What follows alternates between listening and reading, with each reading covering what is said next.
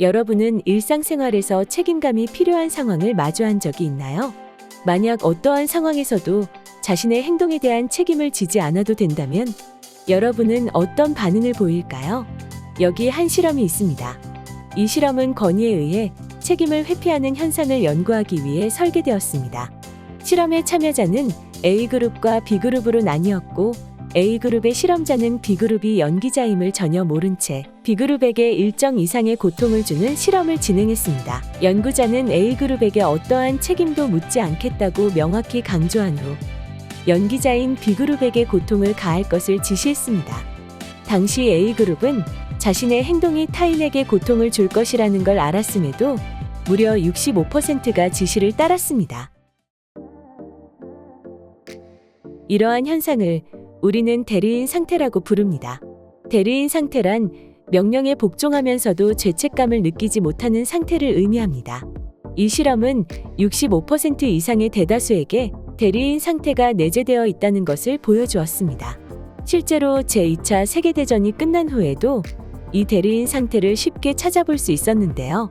유대인 학살에 대한 책임을 묻기 위해 나치 당원들이 법정에 서게 되었을 때 일부는 자신들의 행위에 대해 죄를 인정했지만 대부분은 자신의 죄를 인정하길 거부했습니다. 앞서 언급한 실험과 같은 관점에서 나치 당원들을 바라보자면 궁지에 몰린 인간은 책임을 회피하고 인정하지 않는 대리인 상태에 빠지는 것을 볼 수 있습니다.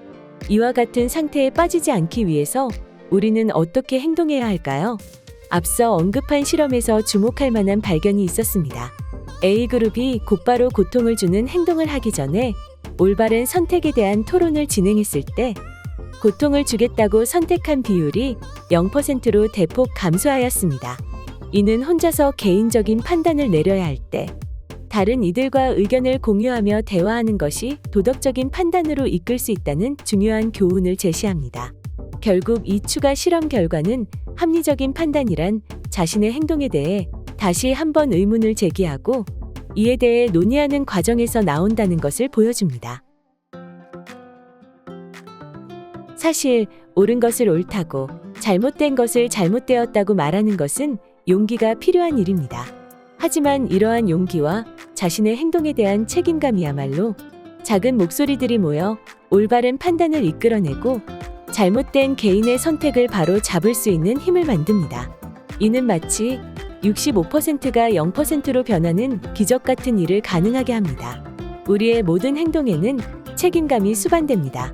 순간의 선택을 통해 우리는 더 나은 개인으로 성장할 수 있으며 때로는 사회 전체를 개선하는 데에도 기여할 수 있습니다.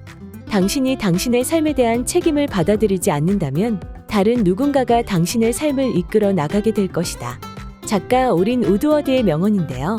이처럼 내 인생을 대리인이 아닌 스스로의 힘으로 멋지게 살아가면 어떨까요?